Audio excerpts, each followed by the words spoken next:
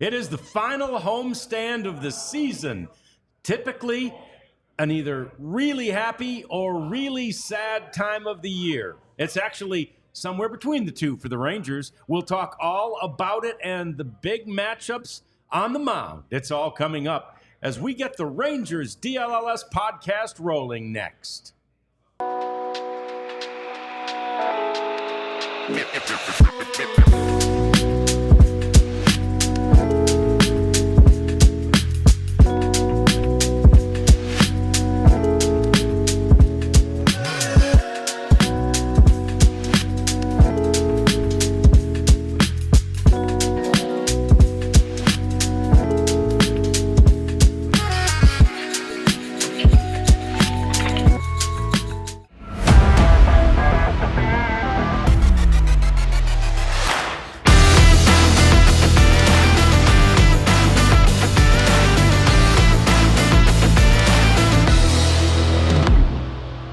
Rangers fans, this will be your last chance to see the likes of Jacob deGrom and Max Scherzer on the mound at home this season, to see them in person. It'll be your first and last chance to see Kumar Rocker doing the same thing. I went back to my old school pronunciation. I was about to say Kumar Rocker.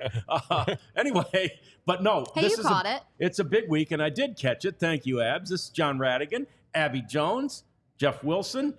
We had a day off yesterday, as the Rangers did, but thrilled to be back with you again talking Rangers. Please like and subscribe to us. We love when you do that, and we're really starting to pick up the subscribers. We want more and more. Chat along with us, too, as we talk Rangers each and every day at 1 o'clock this week. Every day from now until Saturday, we'll be with you at 1 o'clock. So join us as we get ready to talk about this final homestand of the season, Abby. And like I said, you know, like last year, last homestand of the season, they'll be in the playoffs. This year, it's kind of sad. It looks unlikely that they'll be in the playoffs. This might be it. You know, I like to be glass half full, but I do think at this point I need to be a realist, you know? And we're going to look at, AL contenders for wild card, and at the current moment, the Rangers just aren't on the list. No, they don't make that list, Jeff. And look, they'd have to go crazy now, probably undefeated. Right? Well, not just that, but they'd have to have other teams lose. The teams ahead of them would have to go straight into the toilet, and it's just not going to happen. I mean, there's just too many numbers and things and scenarios that this one is just it's done. It's been done for a while. The Rangers have accepted that. Their moves the last 3 weeks, 4 weeks have been an indication of that. So yeah, it kind of stinks. Last year there was a lot of hope as they went into the last road trip, and even going into the last series, they had to feel good about things. But anyway, last year is last year. This year it is what it is, as the players like to say, and it's time to start looking ahead. Yeah, Nathaniel Lowe said in his podcast with Jared Sandler, the Straight Up Texas podcast, he's like, I'm so tired of the phrase last year's team. Yeah. Like, he's like, I'm really just over it. We're 140 games in now, a little bit over that now. So it's like, let's just move forward. Yeah, they're 150 in, actually. And they tried to sort of distance from last year at the very beginning of this year, understandably, right? Every team is different. Every season is different. But it's very hard to let last year go. And in fairness to all the fans, almost every time you walk through the gates at Globe Life Field, you get something to remind you of last year. I know there's still there's a Josh Boers ring still to be given away on this homestand. Adolis Garcia the cartwheel bobblehead. Yeah, so there's plenty of reminders all season long about the great year that was last year. And really, to Nate Lowe's point, it's, of course, players want to forget about it, but fans don't. It might be a once in a lifetime. Some fans never will because they have it tattooed on their bodies, which I respect. I do too. The banner is always going to be there. Yeah. The Commissioner's Trophy is always going to be at Globe Life Field. This team, 24 team, fell short, obviously, of their expectations. But history will show that forever, that the 2023 Rangers won the World Series, and there's no reason to run away from it. But on the field, with all the turnover from last year, and that other teams are allowed to get better and all that stuff, they knew in spring training, got to put that in the rearview mirror because this is a whole new beast. And only a few of them had gone through a full season, and then won a World Series, and then had to recover quickly and all that jazz. And really, Corey Seager, he only had a 60-game season to do it in. So it's a monster, and having one less month is a big deal. And I think ultimately when they review last year, they're gonna, whether they admit it or not, they're gonna recognize that they were a tired team coming into the year. The injuries didn't help at the start. Corey Seager's late surgery didn't help. Max Scherzer's back surgery didn't help. But it's already time to move on from 2024. As much as they wanted to move on from 2023, they really want to move on from this one and get started anew in 6 months. Well, speaking of forever, did you guys see what the Texas Rangers teamed up with a local artist in Dallas to commemorate, I don't really want to say this season, but just baseball in general with? Did you guys see what they did? I saw this. Love this. All right, so they teamed up with a Dallas-based sculptor, Brad Oldham, who created the Traveling Man installations. And this is so cool. The Rangers are going to give, baseball and art fans something pretty unique to cherish. I personally want to find one myself, but they have 25 limited edition lost wax bronze baseball sculptures all around the Dallas-Fort Worth area. And you can kind of get a treasure hunt. Actually, if you want to register to do this, you can go to rangers.com/baseballforever. That is what the baseball sculpture is called. And you can register on the site. And then fans will also receive a map showcasing areas where the sculptures have been hidden. So there's 25. And wow. I might leave early and try to find one. It's a big metroplex. So, where am I looking? You got to get the map. Am I looking under bridges? We should sign up. We should sign up and do it. We should try this. I'll sign up. Okay, we're gonna do this. We're gonna do this as a show. I don't know where I'll find off time in this 6-game homestand, but hey, we'll see. We'll figure it out. We'll make it happen. We'll figure it out. And look, we have to stop. We have to leave here and go to the ballpark. So maybe on the way we can stop somewhere and try to find one of these baseballs. It's cool. You should try too. Let us know what you think about the opportunity to find one of these forever baseballs. They're golden or bronze, but they're really, really cool looking. And of course, great obviously, paperweight. Yeah, have the laces on them and everything. It's I don't know if I've ever seen baseballs that look just like that. So look for them. There's 25 of them out there. They're original sculptures. Yeah, they actually have. He's a sculptor. Correct. They're a sculpture. They have the City Connect logo on it too. Oh, and the City Connect logo. So, there you go. There you go. The power of the Peagle. So, what do you got there? Yeah. So let's talk about the homestand. Toronto Blue Jays are here. Nathan Eovaldi goes tonight. Somehow, Jeff, it seems like it's been forever since Evo pitched. I don't, maybe because there was so much hype, right, over the really 3 of the 4 anyway that have started in the interim.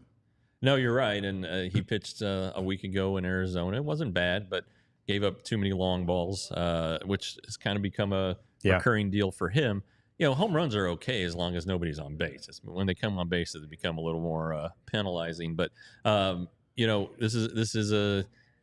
it's kind of a big start. Not, he's 4 innings away from the magic number that allows his option to vest. So he needs 300 combined innings from last year and this year.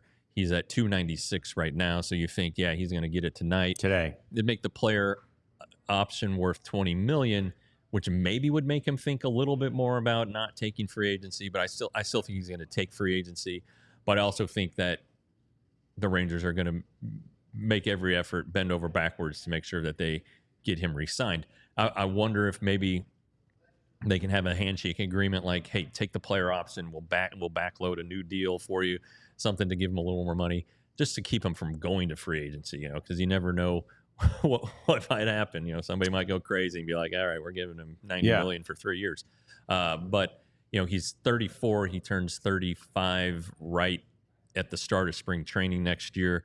He hasn't had a 30-start season for a while. But it's the other things that he brings that we've talked about, the way he can help the young guys, how he's just an encyclopedia and willing to help everybody, even veterans. So I think that just he checks all the boxes. the Rangers checked a lot of the boxes for him too, especially, with his family in Houston area.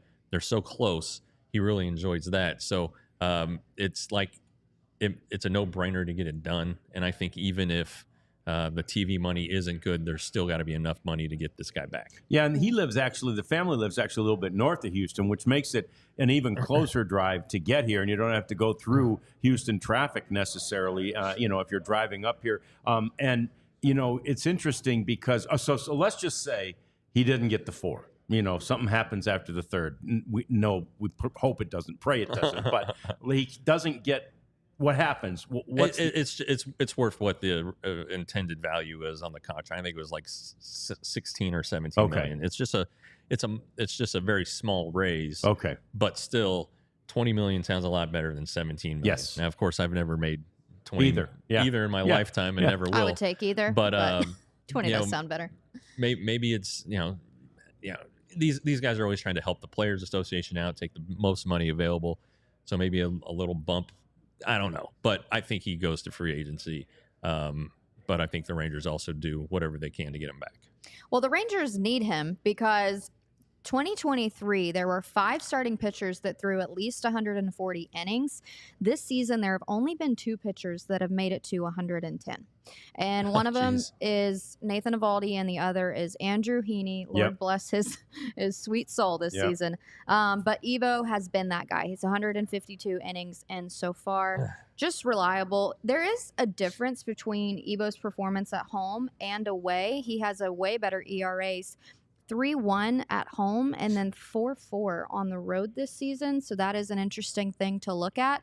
But Nathan Eovaldi, I mean, he has the notorious nickname of, Nasty Nate in the playoffs. And I think that Rangers fans really got to experience that last year. But he's just so consistent and reliable. It's almost like you can pencil him down for a really, really quality start every time that he goes.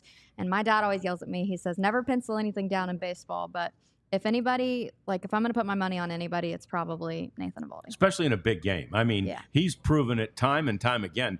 Back in his days with the Boston Red Sox, in a big situation, Nathan Eovaldi's the guy you want to have the ball. He was then, and he is now, and he proved it again in the postseason last year. He had come off an injury fairly late and was still that dominant, if you will, in the postseason, Jeff. Yeah, he doesn't consistently make all of his starts, but he's consistent when he makes them, and he recognizes when things are out of whack early. He can tell whether his mechanics are bad or certain pitches aren't working. So he's veteran enough to get away from those pitches. And, it's just he works hard. You tell he doesn't want to give up the ball. That kind of stuff, it's kind of old school. I mean, all these guys will say they don't want to give it up, but they give it up after 6 pretty willingly. I think Nathan Eovaldi's the kind of guy who will tell them, no, I'm gonna go back out and pitch another inning. And you trust a guy like that and trust what you've seen. And so, I mean, I personally, as a fan of baseball, I would like to see him around next year to watch him pitch. I like to talk to him about baseball. It's very interesting to listen to. It's not just about pitching and his pitching. It's about everything. These veteran guys don't skip a beat. They see everything that happens in a game, and to be able to pick his brain has been fun. But if the Rangers have intentions of going back to the postseason next year, they need a guy like Eovaldi for the postseason. But then, if they're going to have a bunch of young starters in the rotation, Kumar Rocker is not going to make 30 starts next year. I don't want to be a spoiler here, but he's not going to. No. Neither is Jack Leiter. These are guys that haven't pitched more than 100 innings in a long time. I think they did it in college in 21, but since then they haven't. So you're not going to run. The Rangers aren't going to run these guys out there for 180 innings, because they're so valuable to their future. So they definitely need Eovaldi, if for nothing else, just to give innings, and they're going to be really good innings. And then in the postseason, they're going to be really, really good innings. Yeah, and they need Eovaldi, as you kind of mentioned, which is the funny thing about the Nasty Nate thing, and we see Nasty Nate. He might be nastiest to himself, right? Like when he makes a pitch that he doesn't want to make, he man, he's mad at himself. He turns around, he faces that center field camera, and he kind of screams at himself. But he's just the opposite, as Jeff was talking about in the clubhouse, in the bullpens. We've talked about this before, but he is a teacher and a helper, and he's great at all of those things. So they'll need him. If in a perfect world, he would help these young pitchers just immeasurably. Not just sort of them watching him do what he does, but he'll tell them what he does and what they should do, and that's very valuable. And to he young initiates guys. it too. Like that's the really cool thing about him is like he'll grab somebody before their start and he'll be like, hey, let's sit down, And I think that for a young player to go up to somebody like Nathan Eovaldi can be intimidating a little bit, even though they're your teammates. So I just love that he kind of puts the pressure on him and the responsibility on him to do that. And it works well. Yep. More to come as we continue to get you ready for the homestand and for the wonderful pitching that you will have an opportunity to see over the course of this homestand. Who are you most excited to see? Would it be Rocker? Would it be deGrom? Would it be Scherzer? Would it be Eovaldi? Cody Bradford's in there, too. Let us know. Who would you be most excited to see pitch during the homestand? We want to see your responses, and we'll get to those after this, which is Jeff telling us about his sleeper experience. Yeah, sleeper, look, just go download the app now. It's a fun way to, you can do fantasy football through there, but they're really into their daily picks right now. And so are the Wilsons. My wife downloaded it the other day. She used the code DLLS Rangers and got $100 match. And she and my son banged out their first bet. Their first play didn't win, but that's okay. They're going to be at the game tonight. So Okay. I think that I've already done some scouting on the Rangers game. There are only two Rangers who are available. Nathan Eovaldi, plus or minus 5.5 strikeouts, or Wyatt Langford, plus or minus 0.5 home runs. So will Wyatt Langford hit a home run? Basically, yeah. I would say take Evo. I would say yes on Eovaldi, no on. I agree. Langford. It's always a long shot. And then there's some, but I mean, it's not just the Rangers. You can pick any game, any player that's offered on here. It's really fun. Makes the game more enjoyable. Throw a 5 spot on there. You're not going to lose any sleep if you lose it, and you'll be pretty dang happy if you do win it. So, look, here's the deal. If you think you have what it takes, download the Sleeper app. Use the code DLLS Rangers, as Mrs. Wilson did, to get up to a $100 match on your first deposit. Terms and conditions apply. See Sleeper's terms of use for details. Currently operational in over 25 states, including the great state of Texas. Check out Sleeper today.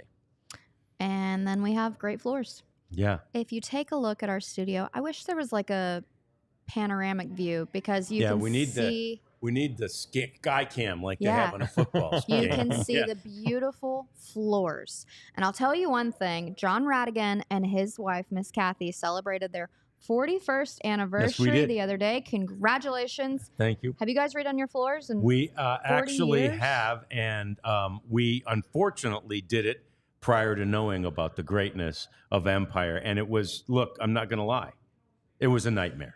I bet. It really was. And so I wish we'd known about Empire today then. And they, you know what? Empire doesn't mind us telling you, we used somebody else, and it was no fun at all. It's a regret. And life is about learning lessons and regrets that you can, improve on in the future. So you got an Empire today. I bet they last another 40 years.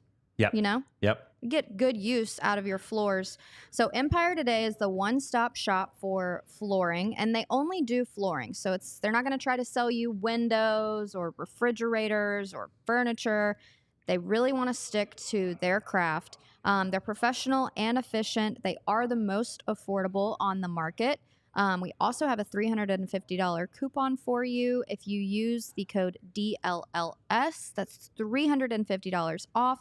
And they've made shopping a breeze. Miss Kathy would love the feature that you can use your phone to kind of take a photo of the room, and then you can pick out your floors. So you don't even have to go to the store. You can do everything from the comfort of your home with your PJs, with your coffee, with your robe and your slippers, whole 9 yards. They made it easy for you. Quality, service, and speed. Get the right deal at the right price. Go to empiretoday.com/DLLS. Congratulations to you two on 41 years. Thank you. You're welcome. I looked up a stat. Only 33% of marriages make it to 41 years. 33%. Yeah. Wow. Figure in for top third. Figure in that long, you might as well just keep going. Might as well just stay with it, you know? Yeah. So congratulations. That's Thank you. really Yeah. amazing. I kid her. People say, what anniversary is it? And I say, it's our last one. No, it's not. I'm kidding. I'm kidding. Yes. So let's get back to this topic at hand. Abs, you mentioned in the last segment how Nathan Eovaldi's ERA is so much better at home than it is on the road. Yeah. That's systemic. I hate to tell you, man, that is across the board. I'm sure if we looked at individual numbers of almost every player on the team, they're better at home than they are on the road, evidenced by the fact that the Rangers have the third worst record in the American League. Only the A's and, of course, the White Sox have worse road records than the Rangers do on the road this year. At 30-45, it really is a head-scratcher when this team is 7 games over 500 at home, Jeff. Yeah, and you know, we kind of talked about it the other day, and it's not like they're a young team. They had a couple, you know, Wyatt Langford's young, Evan Carter young early on, but it's a veteran team, and veteran teams usually do okay on the road. You know, you can point to maybe Josh Smith. Josh Smith was great the first half, you know, and was their guy on the road. You know, he won the game at Houston there before the All-Star break with his 2-homer game. So it doesn't add up.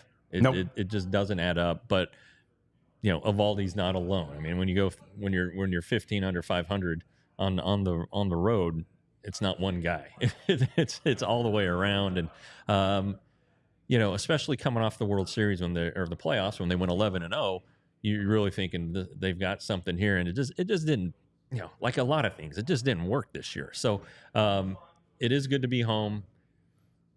Toronto's kind of in the same boat that the Rangers are overall this year. Just saw Seattle. They're the weekend series, so you hope that, you know, they at least, you know, the games Saturday and Sunday are sold out. So you hope that the Rangers can give the fans a good show on the weekend. But yeah, it's just across the board. I bet you're going to find numbers that are just down. 1 through 9, 1 through 13 on the pitching staff, just everybody kind of struggling. Yeah, and you know, I made a joke that the Rangers need a packing list when they travel because it feels like they leave their offense at home, but also that just feels like that was left out this season. And if you compare 2023 across the board, like, it is down. Last year they had 233 home runs. This year they have 158. Yeah. Their runs per game is significantly lower. Their batting average, they were 263 last year, 237 this year. I do think it is important to mention that this club has gotten a combined 89 games from Josh Young and Evan Carter alone. So what would have a season full of Josh Young and Evan Carter looked like? I mean, I'm not going to say that, you know, those two out of the lineup create that much of a hole, but it's definitely something to consider. You know, it's interesting when you think about those numbers and how drastically different they are from last year to this year, and you think about where we live in the context of this sports market.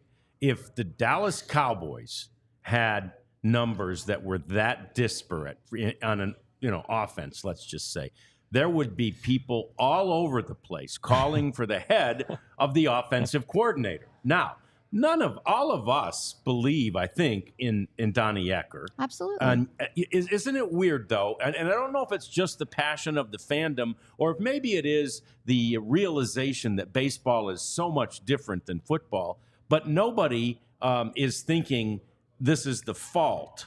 Maybe at least not yet. Nobody's thinking it's the fault of the coaching staff. Yeah, and well, look, this is the coaching staff that won the World Series, right, a year ago.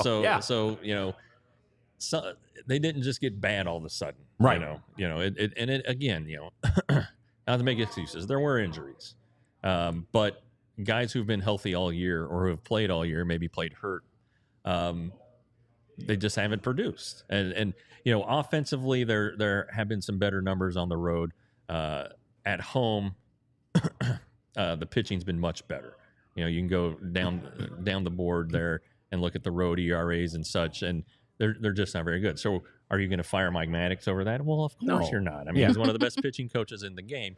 And Donnie has a track record, even before he came to the Rangers with the Giants, what he did to turn around the Giants offensively. He does it differently. I mean, it's different. There's biometrics and there's analytics, and he speaks a foreign language, basically, when you talk to him. You ask him a simple question, and you get an answer. You're like, I wasn't expecting that at all. And then you got to go look up like 4 or 5 things on Fangraphs. So it's but very valid. They work hard. They're in there every day. They are working on with guys individually every day. And so you wonder, I'm sure he's had some sleepless nights. I'm sure Tim Hires has had some tough nights as they try to figure out what's wrong with these guys. And I think they have a good handle on it.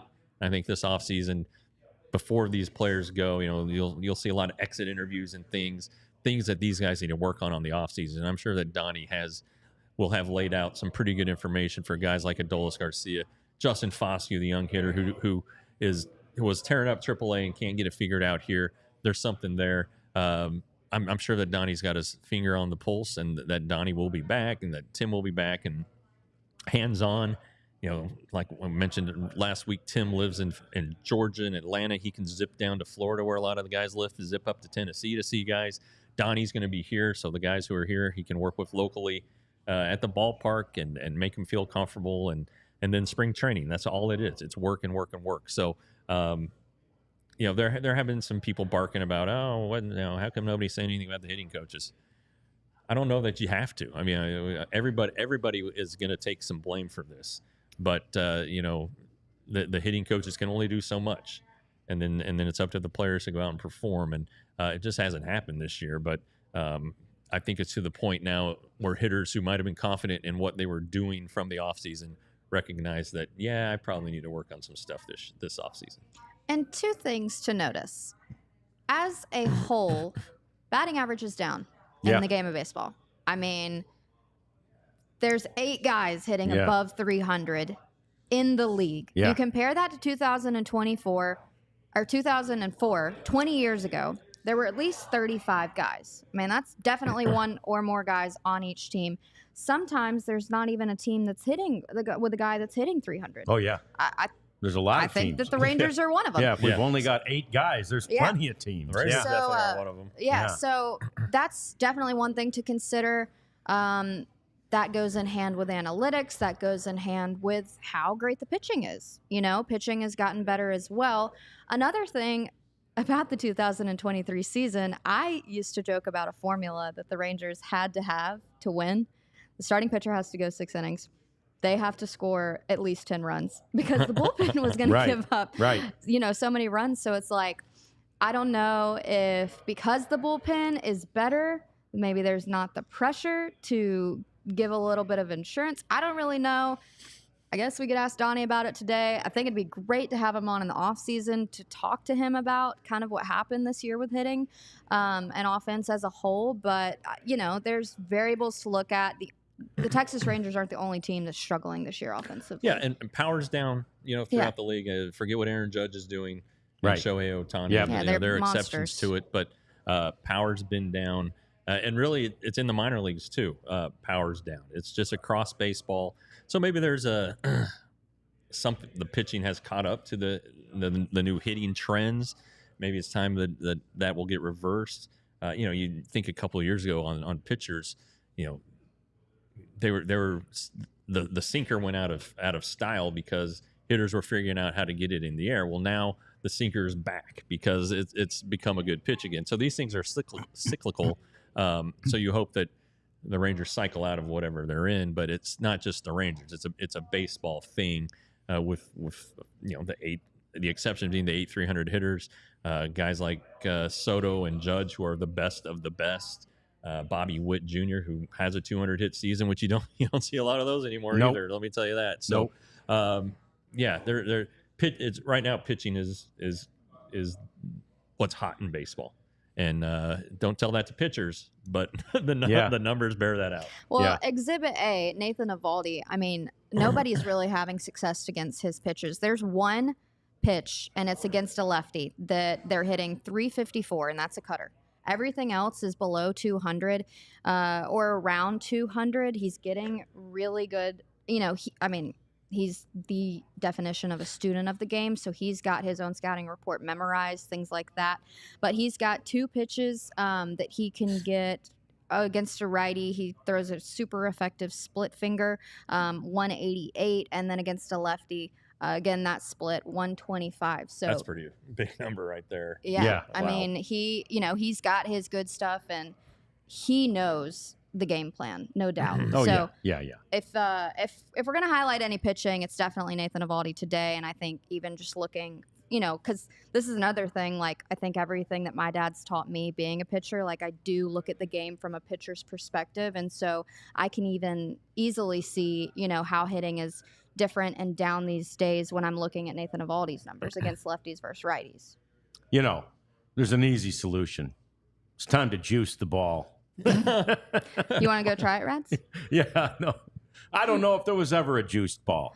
But there was an era of hitting, right? Well, well, there was juice. We do know that. There was juice. Yeah. And, there are at altitude, Phoenix is I think has the second highest altitude in Major League Baseball behind Denver, and they have humidors. Right. That they put their balls in and things like that. So, there's some, I don't want to say doctrine, and there's a thought that humidors will become universal like in the game. But yeah, maybe something changed with the ball this year. There's always that argument too, or every year. That belief. Yeah. But yeah, something has contributed. A lot of things have contributed to offense being down across the board. Yeah. Yeah. Well, hopefully the Blue Jays offense will stay down across the board. We're going to talk more about the Blue Jays, and still love to hear what you think. Who are you most excited to see pitch during this homestand? You got the Rangers' 5 starters. Of course, 3 of them have captured a lot of attention. So is it deGrom? Is it Scherzer? Or is it Rocker? Or is it one of the other 2? Let us know in the chat. We would love for you to keep chatting along with us. But first, I want to tell you about Indeed. Oh, it's time for you to make that hire. It's time for you to go to Indeed. If you need to hire, you need Indeed. There is just no doubt about that. Indeed, you do. Indeed doesn't just match you. Doesn't just search for you, I should say. They match for you. And 93% of their clients will tell you that it's not just a match, but it is a great match. It's a high quality match. So they're doing a great job getting you as a hirer the high quality people. 3.5 million companies worldwide use the services of Indeed because Indeed is just so good, and they're looking for absolutely the best candidate. They have 350 million original views on their website by people looking for jobs each and every month. So you just can't do better than finding people via that wonderful site. It's Indeed.com. If you'll visit Indeed.com/AllCity, you will get a $75 credit. It's a sponsored job credit, which puts your job into a profile category that's a little bit higher and allows you to find an even better candidate for your job. So go to Indeed.com/AllCity and make sure you find your next person via Indeed. If you need to hire, you need Indeed. You need Indeed. There you go. We told him to chime in. He's There we go. learning. All right. Now, y'all know that I love my papa, my grandfather. He's definitely watching today, so hi, Pop. But he was, when we were in high school, there's 6 grandkids, and this man was at every single baseball game, soccer game, tournament, track meet, you name it, he was there. He had like 6 hats and 6 polos in his car. So he was like at the drop of a hat ready to change teams if he needed to. So he would have his summer packing list, his winter packing list, all the things. He was the most prepared man at all the games. And you know what? He always brought a cooler. But you know what he didn't have that I might need to get him for his birthday coming soon? A Rugged Road cooler. Right. Because Rugged Road coolers are the best coolers in the game. They are innovative outdoor gear meant to complement and fit in your lifestyle. I feel like coolers are kind of just a hassle. They're bulky, they're heavy. This one's not. It's highest quality and materials, great craftsmanship, and they perform to your toughest conditions. So I know in Texas, it's kind of just hot, but if it snows, if it rains, land or water, whatever you need, it's going to be good. It's even floatable. So if you need to go down the creek, it floats upright. It's a lightweight design, durable and dependable, and it's versatile. So anytime that you need to bring a drink, some snacks, frozen towels, I don't know, you could get creative with it, but you need Rugged Road coolers. Gear up for your next outdoor adventure with Rugged Road. Reliable, durable, and built to be used. They're the ultimate outdoor companion. Head to ruggedroadoutdoors.com and use DLLS as a code for 10% off. So we've got this Rugged Road sitting right here, and I learned today there's a new tradition here. If we have a guest, I like that. Ben, our esteemed GM, yes, when they had Razor Ray on here, Ben mysteriously loaded the cooler with Molson's. So we're going to start, especially in the off season. We're going to have a lot of guests, and we're going to have a lot of beer. We are going to have a lot of guests. I'll tell you this: I came on and made a cameo on that Star Show when Razor was here. He and I are old friends, and they pulled out one of those Molson's. Boy, did it stay cold in that Rugged Road too. I'm telling you. Yeah, you had it on our show. Yeah, it was still cold. When half an hour later, we did our show. So love Rugged Road. Love you chatting along too. We've seen a lot of people mentioning that Rocker and deGrom are their thought of who they want to see the most. It's a heck of a pitching trio that you really have over the course of the weekend. Basically, it's Thursday is Kumar Rocker, and then Friday is Jacob deGrom, and then Saturday is Max Scherzer. It's the same sort of 1-2-3 punch that happened on the road, but to get the opportunity to see them at home is just fun. One word, quick answer. Who are you most excited to see? Mine? Yeah. Because I haven't yet. One word, quick answer. Rocker? deGrom. I'm going deGrom too. All right. Are you? Yeah. Hey, so Coop just pointed out, and he's right. There are humidors in every ballpark now. So, oh, nice. So the ball's standard, but the ball is made differently every year. So that might affect the ball too. Sometimes they're squishy, sometimes they're not. They need to try but the anyway, Starbucks so method. humidors are correct. Thank you, Coop. Yeah, thanks, for correcting Coop. us. And look, if we screw up, You let guys us let us know. We appreciate you, Coop, for correcting us. We're not ashamed. No, we're fine. We're talking a lot here. Every once in a while, we'll just mess up. Yeah, so that's great. We appreciate you, Coop. So I got to be honest. None of us said Scherzer, and the way he was hitting his spots the other day, I actually must admit I was kind of wavering between Scherzer and Rocker, but I've never seen Scherzer though. And I've never seen Rocker. I've never seen Rocker pitch in person. I was supposed to go the day that he pitched up in Frisco, and something I can't remember what happened. I couldn't go. But anyway, I'm anxious to see that young man because the presence that he clearly has. Right? There's a presence. Oh, I mean, a little bit like your dad was. Your dad had that menacing presence on the mound, and I know he wasn't quite as big as Kumar Rocker is. He's big another way. Yeah, well, that's fine, whatever. But with the with the mustache, the facial hair, and stuff. No doubt. Huh? Intimidating, yeah. no doubt. He was very intimidating. He was one of those menacing guys, and I feel like Kumar is that presence on the mound too. So I'm anxious to see that. Yeah, he's like stalking on the mound. Yes. He wants the ball and he wants to throw it. You see him walk off the mound after an inning like he just won a gunfight or something, and then kind of just walks off at his own pace. It made me think of Goodfellas, Paulie, the head of the family, and there's a line that says Paulie didn't move fast for anybody.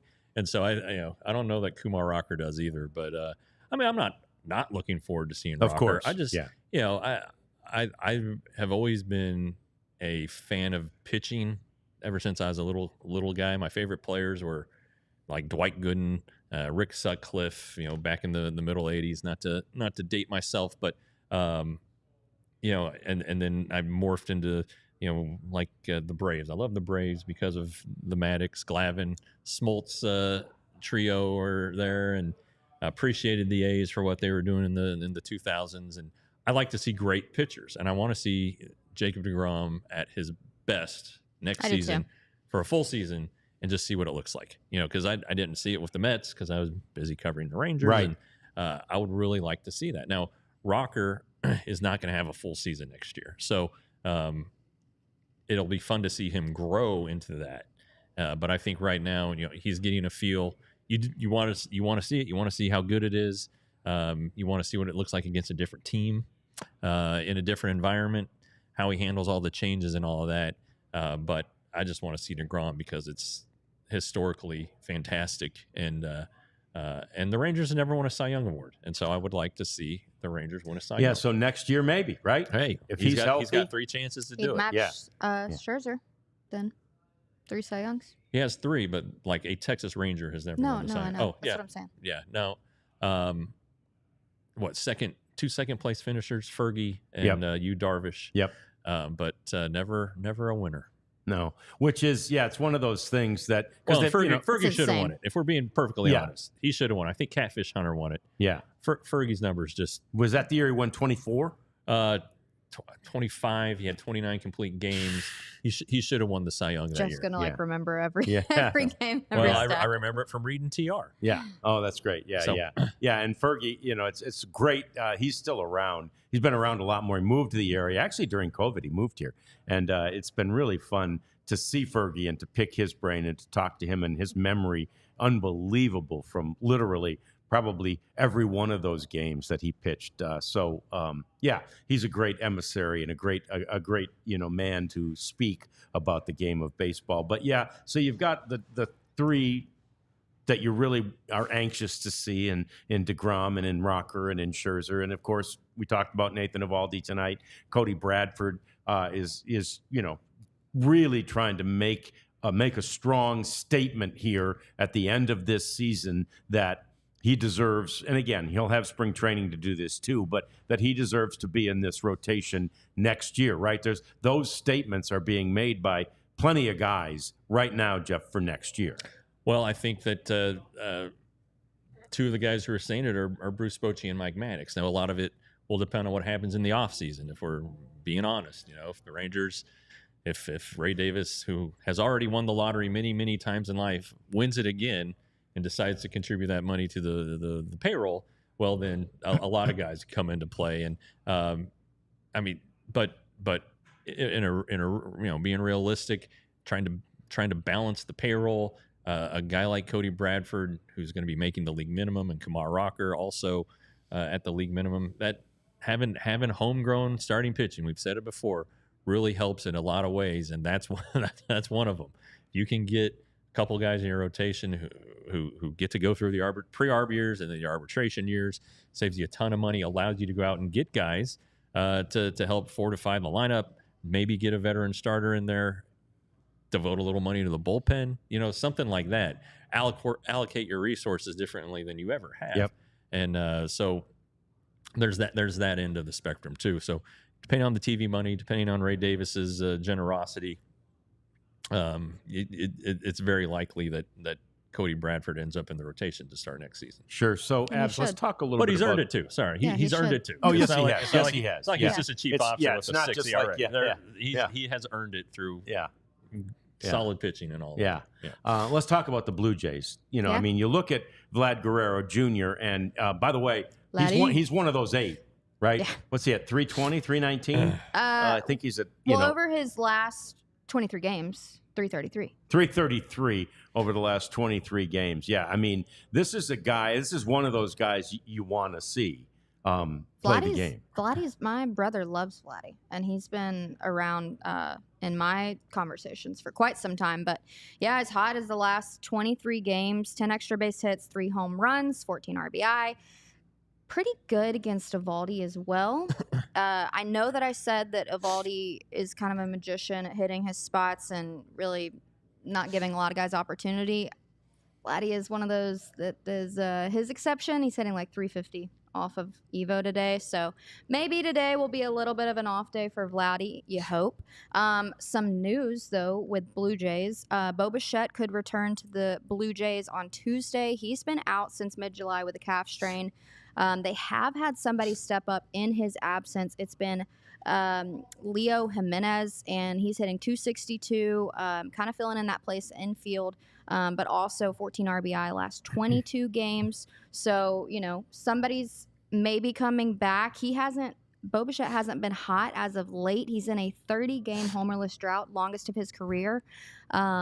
He's just hitting like 179, so it's not bad year for him. Not after great. A couple really good years. Really good years. But he is coming back. That'll switch things up a little bit for them. So his anticipated return date is Tuesday. So looking to see it, and they're kind of in the same boat. Like, I know that now we have 12 games left, but when we talked about it this weekend, we both, like Rangers and Blue Jays, need to go 10 and 3 at that point. to not now have a losing now season. It's 10 and 2 for the Rangers. Right. Yeah, right. Yeah. But, so at the end of this, like somebody's coming out on the other side. And and speaking of Vladdy, I swear, Jeff, one of my favorite sort of one-off guys that has ever come through here was Vladdy's dad. Oh yeah. When he was here for 10. No batting gloves and just, and again, he'd been such a Rangers killer. I think it was north of 40 hits that 40 times in a row he got on base against the Rangers. He was a Rangers killer. But, man, to be around him for that whole year in 2010, it was fun to have him. Yeah. And, interestingly enough, one of the solutions to Vladdy dominating the Rangers was Ron Washington utilized a shift and put 3 infielders on the left side of the infield, and that kind of slowed things down. But he was always a good guy, always happy to interview. He knew English, but chose to speak his native language just to make sure he didn't say anything wrong. But he was a big part of that team. In the postseason, he had an instance where he scored from second base on an infield ground out, and just kind of that was his last good season. He played one more year, went to Baltimore, didn't have a great run at it, but that was his last good season. Former MVP, obviously in the Hall of Fame now. Yeah. And his son can hit, and the Rangers have another one of his sons, Pablo Guerrero, who played in Arizona this year and finished the year at Down East. So another Guerrero in the Rangers system. Yeah. And I don't think that we can mention the Blue Jays without mentioning Marcus Semien, which, by the way, he's 34 today. So happy birthday, Marcus. Yeah. But what he did in 2021 with the Blue Jays, 45 home runs. That's why the Rangers handed him a $175 million deal. So, I think just playing with a team, every single time that you get to play them, you're familiar. I think he rises to the occasion a little bit, so I'm excited to see what Marcus does. Yeah, I am too. And happy birthday to Marcus Semien. Great guy. And we've got lots more to talk about as we wind this show down today. We're going to talk about some of the really interesting stat chasing that's going on in Major League Baseball as we get to this final month of the season. And it's Tony Tuesday. We'll get to that coming up. But first, we've got to talk about you doing the right thing and becoming a diehard. It's a no-brainer. You've got to become a diehard. I'm a diehard, all right? So I'm getting the shirt. My dad joined. I'm doing, what's that? My dad joined. Did he join? He did. That's great. I think it's worth it. It's $79, but $79.99, but you get a free shirt if you join the ranks of us diehards. And I've decided you can be a host and be a diehard. So, because I'm a fan of the other shows. I love all the other shows. I love the Cowboys show, the Stars show, of course, and the Mavs show. They're all great. Jeff's got a TCU show that I saw but didn't hear the other day. Have you just done one? Just one. We're Once gearing a up week. for number 2 tomorrow. You're doing number 2 tomorrow, and you had Sonny Dykes on the first one, so that's a pretty good get. We're going to have more and more shows that you can, be up close and personal with as a diehard. Plus, there are some real benefits, like 20% off of the merchandise. That free shirt you can get every year. So it's a $35 value. You get a $35 shirt. It's a $79 thing. It's about a $45 annual fee, essentially, to be a diehard. And then we're going to start doing, in fact, we're having a meeting tomorrow to talk about what we can do for the winter meetings, which will be here in Dallas this year, right? So gonna be fun. we're going to have these events that we go to. Now, whether or not that one will involve fans, I don't know, but we're going to have events that will involve fans. We're going to sell tickets to them, and you get 20% off those tickets too. So, so many reasons to be a diehard. We want you to do that and sign up and be a diehard with us. And as John mentioned, you get a shirt, but why stop at one? Right. I've got 4 on the way for store.allcitynetwork.com. Go there, check out what we've got. Be a part of this growing, bustling website that launched 3 weeks ago. These podcasts, we're approaching 8,000 subscribers on YouTube, our Twitter feed Numbers, account, similar numbers there. So you know it's cool. DLLS is cool, and not just because of John and Abby. It's cool because this is the best and the most unique sports coverage this area's ever seen. And to John's point about the membership costing $79.99, that's less than both legacy newspapers in the market. It's less than The Athletic. I mean, it's not expensive at all when you put it into that frame of mind. But anyway, store.allcitynetwork.com. Shirts, sweatshirts, hats are coming. You will see me with a variety of them. If you have family live in Phoenix, Denver, Philly, or Chicago, you can buy them shirts of the networks we have there. I'm probably going to get some Denver gear for my familia. So again, store.allcitynetwork.com. Get them.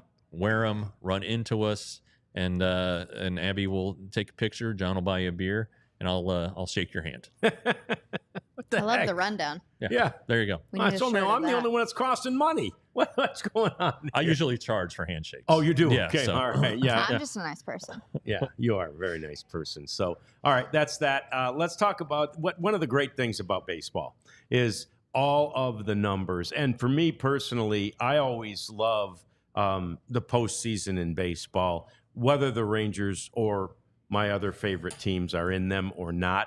But as we wind down this season, I just love some of the things that are out there and some of the things that are available and some of the stat chasing that's going on. And frankly, some of the history that could well be made. And it looks like as we take a look at some of the stat chasing we're going to look at here, obviously, Shohei Ohtani getting to 50-50 is one of them. The pitching triple crown, we'll talk about both those pitchers and how there's a chance that a former Rangers pitcher could spoil one of them. And the lowest ERA, speaking of former Rangers pitchers, that could well belong to one of them. So let's start with that 50-50 club, though. The Shohei Ohtani chase is, you mentioned it one other time, Jeff, the fact that Shohei is very much into the statistics, right? He watches them as much as we do or more. He's very cognizant of the fact that he is,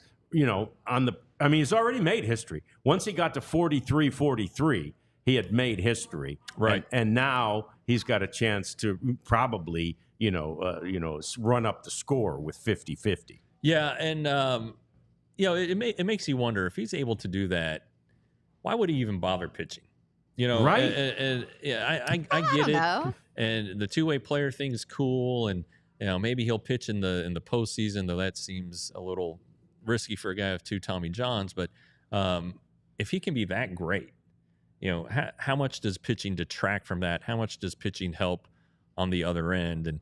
And maybe I'm sure somebody could answer this with WAR and all that crap. And but and the Dodgers always seem to have pitchers who are injured, but it's got to be a lot of fun for him and a lot easier for him to perform when he's only doing one of them. Yes. And it would seem that this would be evidence as to that. But I don't know. I bet 50-50 would be remarkable. It really would be. And it just tells you how ungodly amount of talent this guy has, that he can still go out there and throw 98, 100 miles an hour for 5, 6, 7 innings effectively and do it. Never seen anything like it, really. No. But yeah, give up pitching. and enjoy. Is he supposed to be back pitching next year? Start Yeah. next year? He's rehabbing right now, and there's talk that that the Dodgers could potentially use him in the postseason in some form Which I don't think or would fashion. be smart. I don't know if he's not going to have any rehab situations. If it feels like you're rushing the guy back, has he even thrown live batting practice yet? I don't know. Maybe he has, but I don't know that that's a risk that you need to take. No. Yeah, I mean, from a viewer standpoint, the fact that he does both is really amazing. But I think as a player, you probably do want to pick one. I don't know. But also, there were some teams that offered him higher offers if he just did pick one. So, if that's the case, Jeff, I mean, I think if you get the chance to go to the Dodgers, you take it, especially after coming from Anaheim. But I think if he really wanted to just pick one, would he have just picked those teams that made that offer? I don't know. I don't know. There's a lot more to the decision than just obviously wins and losses, marketing, and all that jazz, and the potential he has to make. Of course, and his deal was so ridiculously backloaded, the $680 million of it after he retires or whatever. So he's obviously making money in other ways. Otherwise, he wouldn't have done that. So it's I don't know. At some point, it's going to come. The length of the contract, he'll be of a certain age where it may come down to he's probably just should be a hitter at that point, a DH later in his career. But hey, whatever he wants to do, I guess. Yeah. Yeah. All right. It's So the fun to pitching watch. triple crown, that is, basically it's number of wins and the ERA, a number of strikeouts is how we calculate the pitching triple crown, if you will. And right now, there's a leader in both for that award. Now, it hasn't been won in the same year, or hasn't been accomplished in the same year by a pitcher from each league since 2011, and that's when JV? Justin Verlander and who was your dad's teammate, and the same year Clayton Kershaw, who's from here, was with the Dodgers young in his career. Then they each did it back then. It's only been done once since then. That was in the COVID year. But right now you've got Tarek Skubal, another Detroit Tiger, young prospect, who is first in wins with 16, although he's tied for first. He's first in ERA with a 2.50, and he's first in strikeouts with 2.19. Now, he's only 3 strikeouts at this point ahead of a former Rangers pitcher, Cole Ragans. Look at that. I love Cole Ragans. I unabashed, completely love the story, the Tommy John, snapped it again. Keith Meister says that's the only time he's ever had a Tommy John fail. Had to go through the whole process again, and made the opening day roster for the Rangers last year, got his World Series ring. But it's kind of a, did a change in scenery help him? Yes, it must have. Did the opportunity to go into a laid back situation, because the Royals were pretty lousy last year, just go out and pitch and do your thing? Did that allow him to become what the Rangers thought he would? And such a nice young man, I guess is the way to say it. Funny guy. He'll text you right back. He was happy to see all of us at the All-Star game. Great year. And of course, people are like, oh, the Rangers could have had Cole Ragans. They gave up a Roldis Chapman for him. Well, guess what? The Rangers don't win the World Series without that trade. So it's all worth it in the end. It turned out happily for the Rangers. It's going to turn out happily for Cole Ragans, it appears. Still young in his career. He's got riches coming, it would seem, if he continues to pitch like this. But that's what a season by Cole. The Royals, what a season by Skubal, and the Tigers are still fighting and clawing. They are. And by the way, they're in the midst of a series against each other. Cole Ragans pitches against the Tigers tonight. Tarek Skubal pitches against the Royals tomorrow. So it's interesting. Interesting. I watched last night. It's an interesting little Tigers won last night, 7-6, actually. Yeah. A one-run game that wasn't by the Rangers. Yeah, and then Chris Sale, he's only because leading. The Rangers were off. Sale's leading. He's a great story too. He's leading in everything. 17 wins, ERA 2.35, strikeouts 2.19. Dylan Cease is about 4 behind him, so there could be a monkey wrench there. And then that ERA, Emmanuel Clase's ERA right now is 0.65.